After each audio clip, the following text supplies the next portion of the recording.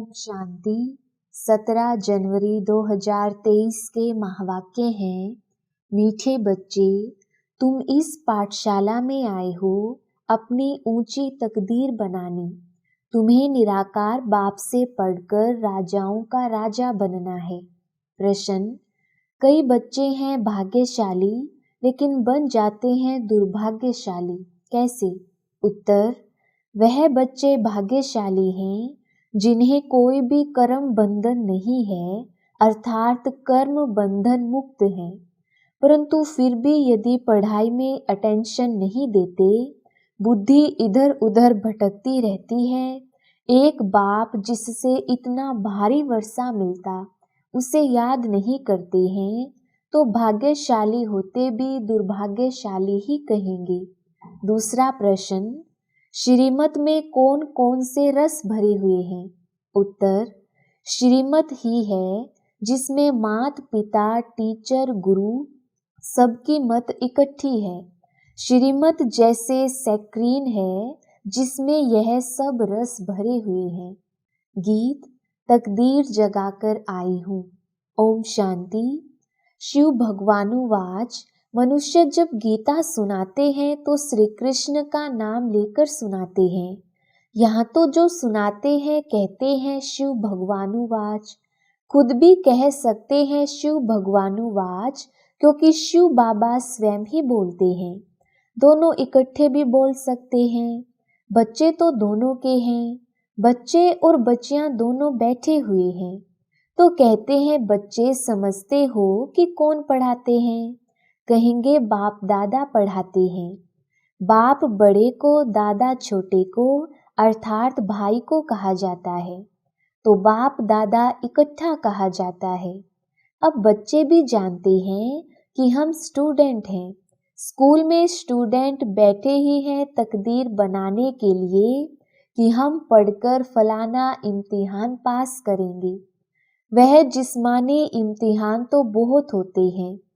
यहाँ तुम बच्चों के दिल में है कि हमको बेहद का बाप परम पिता परमात्मा पढ़ाते हैं।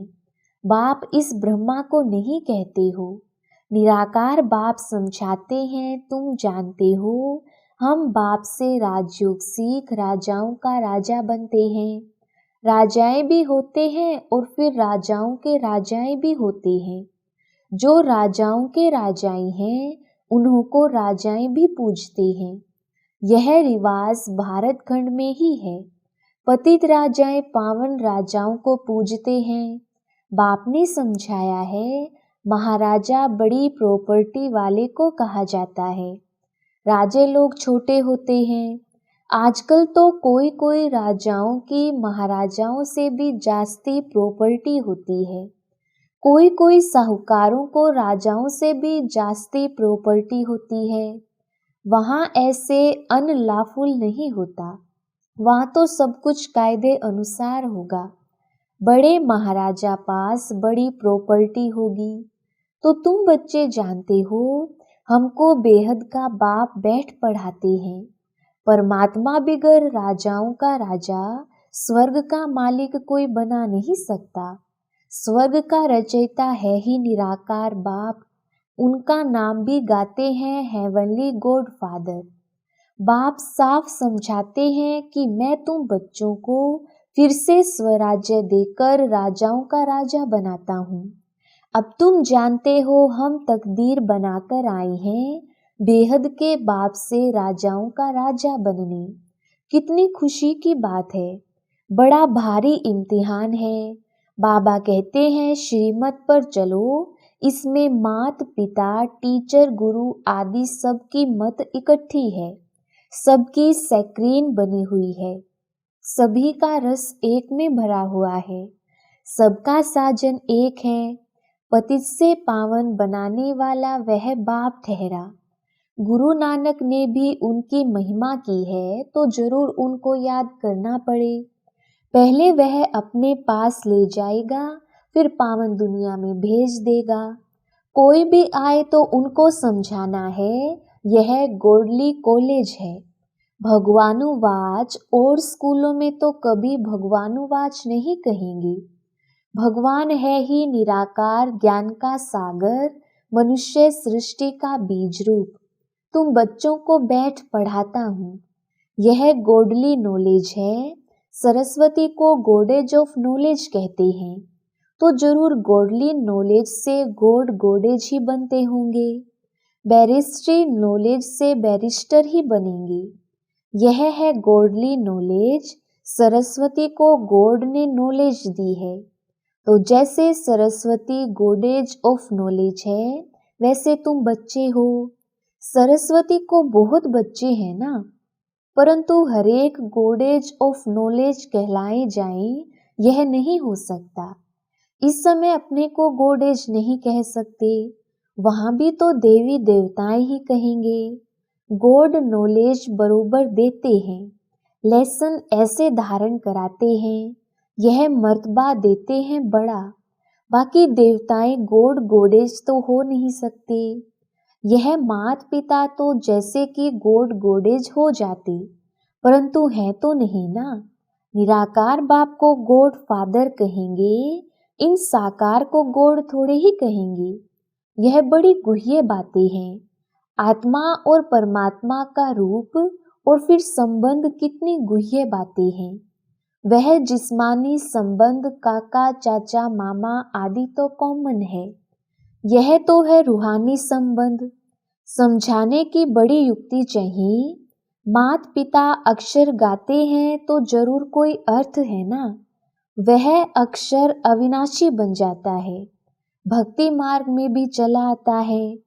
तुम बच्चे जानते हो, हम स्कूल में बैठे हैं, पढ़ाने वाला ज्ञान सागर है, इनकी आत्मा भी पढ़ती है। इस आत्मा का बाप वह परमात्मा है, जो सभी का बाप है, वह पढ़ाते हैं।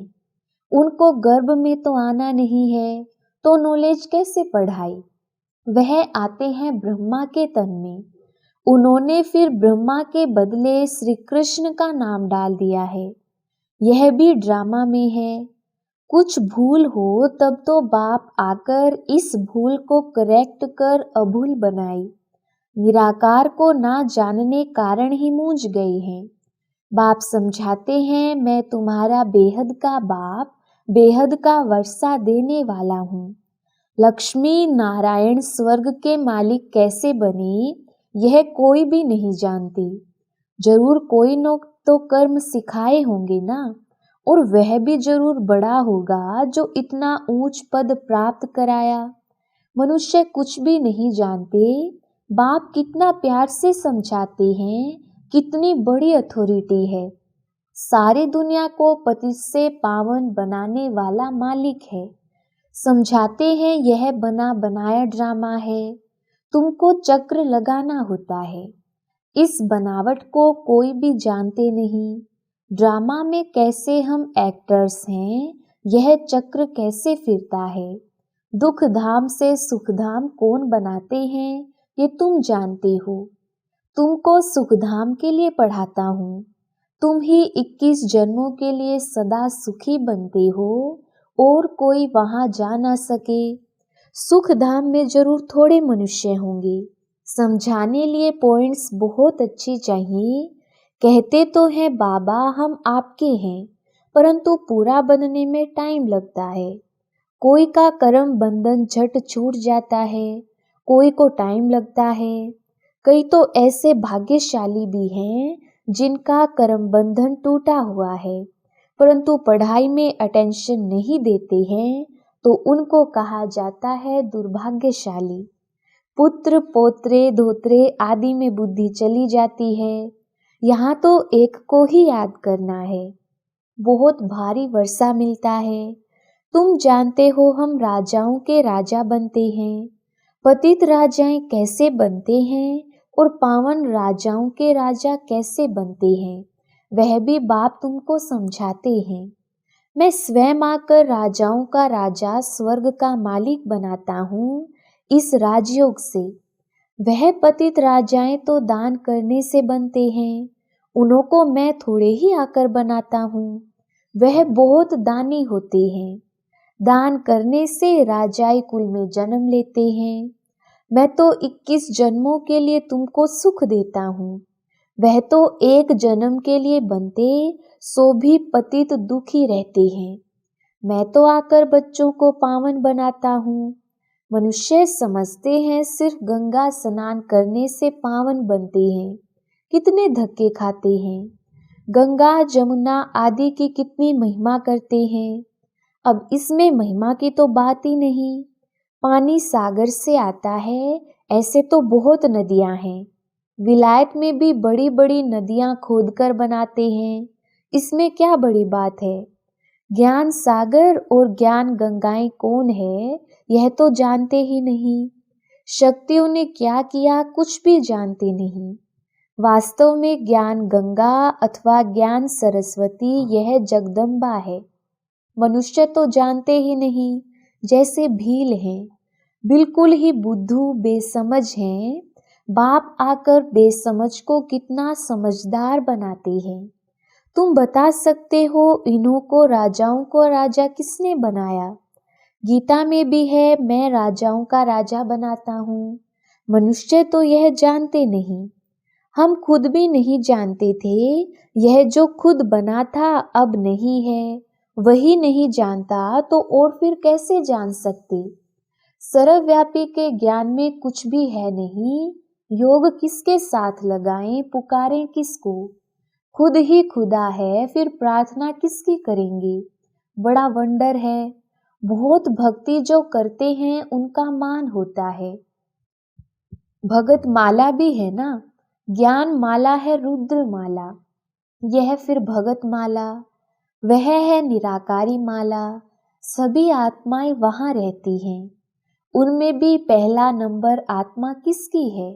जो नंबर 1 में जाते हैं, सरस्वती की आत्मा व ब्रह्मा की आत्मा नंबर 1 पढ़ती है। यह आत्मा की बात है। भक्ति मार्ग में तो सब जिस्मानी बातें हैं।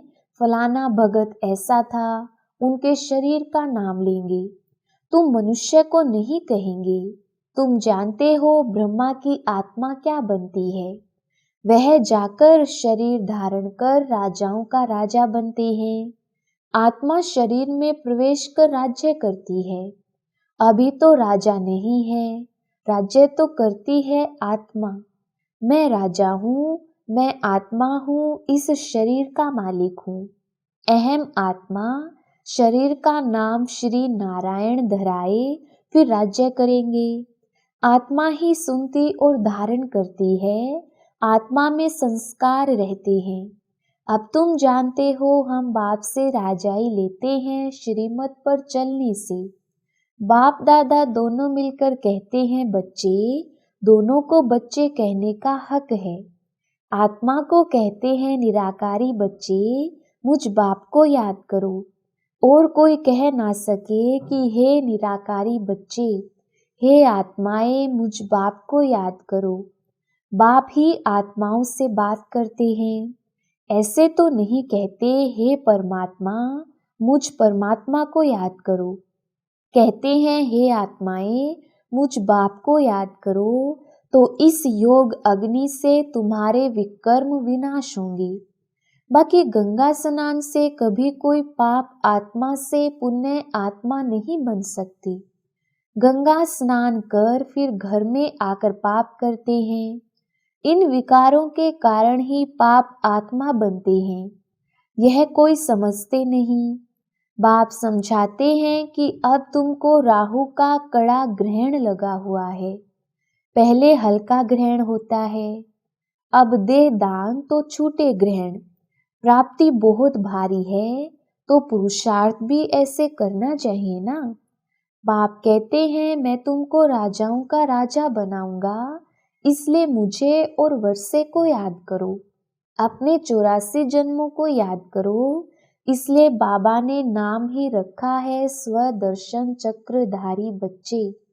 तो स्वदर्शन का ज्ञान भी चाहिए ना। बाप समझाते हैं यह पुरानी दुनिया खत्म होनी है, तुमको मैं नई दुनिया में ले चलता हूँ। सन्यासी सिर्फ घर बार को भूलते हैं, तुम सारी दुनिया को भूलते हो। यह बाप ही कहते हैं कि अशरीरी बनो, मैं तुमको नई दुनिया में ले चलता हूँ।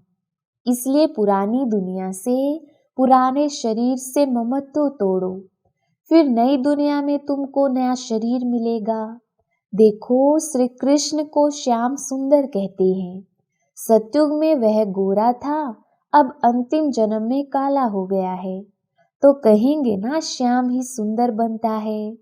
फिर सुंदर से श्याम बनता है, तो नाम रख दिया है श्याम सुंदर। काला बनाते हैं 5 विकार रावण, और फिर गोरा बनाते हैं परम पिता परमात्मा। चित्र में भी दिखाया है कि मैं पुरानी दुनिया को लात मार गोरा बन रहा हूँ। गोरी आत्मा स्वर्ग की मालिक बनती है, काली आत्मा नरक की मालिक बनती है। आत्मा ही गोरी और काली बनती है। अब आप कहते हैं तुमको पवित्र बनना है। वह हठयोगी पवित्र बनने के लिए बहुत हठ करते हैं, परंतु योग बिगर तो पवित्र बन ना सके। या तो सजाएं खाकर पवित्र बनना पड़े, इसलिए बाप को क्यों ना याद करें और 5 विकारों को भी जीतना है। बाप कहते हैं यह काम विकार ही आदि मध्य अंत दुख देने वाला है। जो विकारों को नहीं जीत सकते वह वैकुंठ के राजा थोड़े ही बन सकते हैं। इसलिए बाप कहते हैं देखो, मैं तुमको कितने अच्छे कर्म सिखाता हूँ। बाप टीचर सतगुरु रूप में योग बल से विकर्म विनाश कराए विकर्माजीत राजा बनाता हूँ। वास्तव में सत्यु के देवी देवताओं को ही विकर्माजीत कहा जाता है। वहाँ विकर्म तो होते नहीं। विकर्माजीत संवत और विकर्म संवत अलग अलग है।